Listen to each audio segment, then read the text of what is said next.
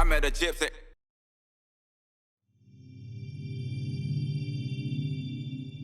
Yeah. I mean, Travis, definitely. Like Everyone. everyone. Yeah. I'm just. Yeah. I'll get one. Thank you. Appreciate it. Yeah, everyone looks up to Travis. Yeah. I'm just like, you can't like not appreciate or respect all the crazy stuff he's done, first of all, but also appreciate what he's done for action sports in a whole. Yeah. Like, he is the biggest ambassador of action sports. Yes. And like, obviously that's drifted into motorsports as well. Like, I don't have enough good stuff to say about Travis. Like, And he's the nicest dude ever. person on planet Earth. Like, Yeah. literally the dude that I mean, not as flamboyant as like Yeah, on camera, but like as nice as he looks in everything you've ever seen, he's that nice No, in real life. that's how he is. It's insane. And like, being teammates with him, like, he could be a total asshole and just be like, he could screw me over in every way possible, you know? But he was like full open doors. I give him 100% credit to like me getting up to speed as fast as I did once I got on the team. Like, being able to like get on the Subaru Motorsports program and then, you know, kind of midway through the season start winning stages, and by the end of the season winning a rally. Like, that wouldn't have happened if he wasn't being like, hey, like, here's things you need to know, here's my data, here's my in-car. Really? Like, on stages he'd be like, this jumps flat out, like, you can hit that flat, like, did it. And like, he just like, and like, he'd do the same thing. Like, it was mutual. And especially as I became faster, like, he's like, do you think this is flat? Like, are you gonna take, like, he was like, let's go 100% fair competition. Like, I can look at your data, you can look at my data. Yeah, let's grow together. Let's grow together. And like, I didn't get that at the beginning. I was like, wow, Travis is being really generous here. But he saw it as like, if we have twice as much information, we should be quicker than the next, you know, our competitors. Like, that will help us be quicker drivers. And 100% it did. And that's a big part of like why we were able to be competitive against Barry and Ken Block and these dudes with, like, you know, top spec cars, good teams. So yeah, huge respect to him. Ken, of course, like, always putting out inspiring content and this and that. But I wouldn't say that is my, like, when I think of Ken, like, I really respect him for like his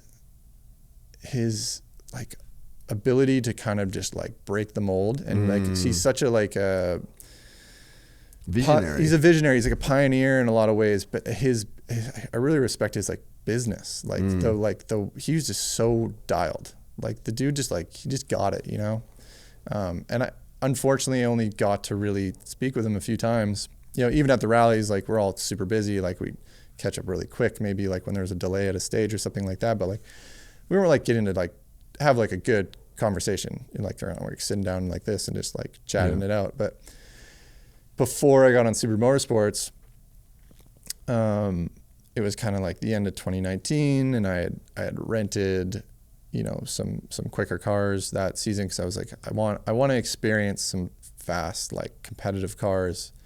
And in my head, I was like, I want to experience it before I'm not going to do this anymore, because like, I was like, I'm kind of at the end of it. Like, I don't really, you know, like, I'm not super young. Like, I've got a house and a mortgage, you know. I'm like trying to be I gotta be an adult. I gotta be responsible. And I'm like, I don't want to just be like blow all my money on rally and then just be like left with nothing, when like maybe like I'm not able to ride at like the highest level in whatever amount of years that's going to be.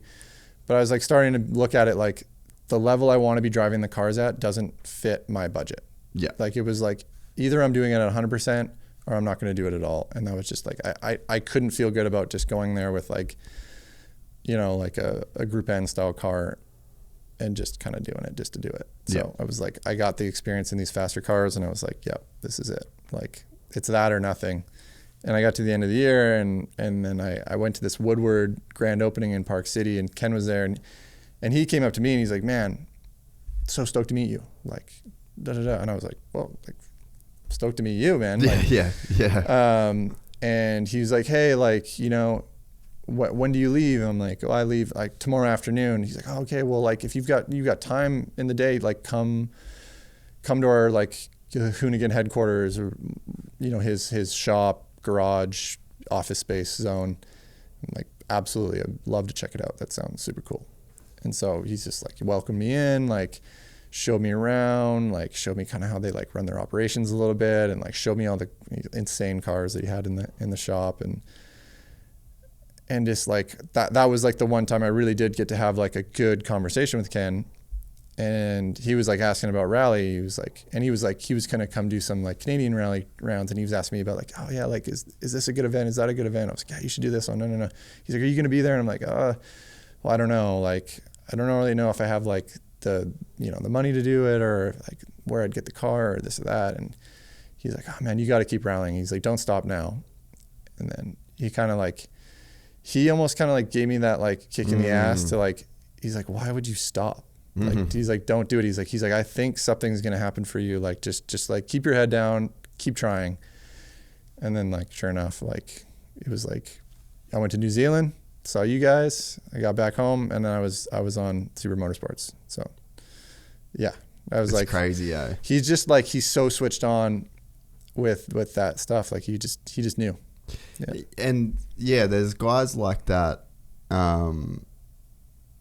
that they have so much weight behind their words. Yeah. So a guy like him, he could have been bullshitting me 100%, but like I believed it because you kind of know, like. Yeah, but I mean, I feel like he's the guy where, like, if he says something to you, like a very genuine dude, and it's like you kind of have to listen to him. Yeah, like he's Ken Block. He's saying this for a reason. Like, totally. Take the advice. And at that point, like again, like I didn't really know Ken that well. I had like friends of friends, like my good friend Anthony Vitelli did a ton of shooting with Ken, and like he always said good things, this and that, and like I knew he was a good dude, but I didn't know him that well personally. And then like as time went on, like I started to realize like he had done the same thing for a lot of people around him, like where he was like, hey, like he gave them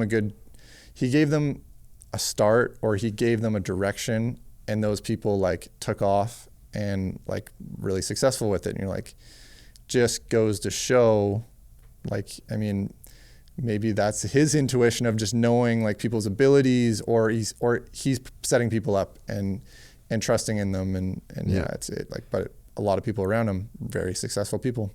Dude, there's a saying, rising tide floats all boats. True. Yeah. And it's just like, I think when you were talking about Travis, like, let's share notes, let's do that. He's the same kind of guy. Oh yeah. And there's people that they're like empowering. They're empowering in their words. They're empowering in their actions. Yeah. Like, you can't be around Travis and not want to be better. 100%. You can't. Like, he elevates everything. And you think about what he did for you with Rally. Think about how many people he taught to backflip.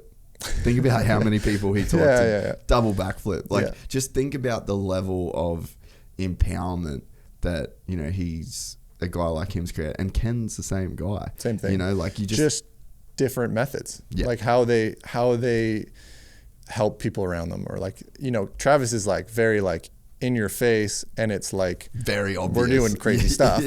Ken's like, hey, let's set the whole scene here. Like, how is this successful on like all fronts?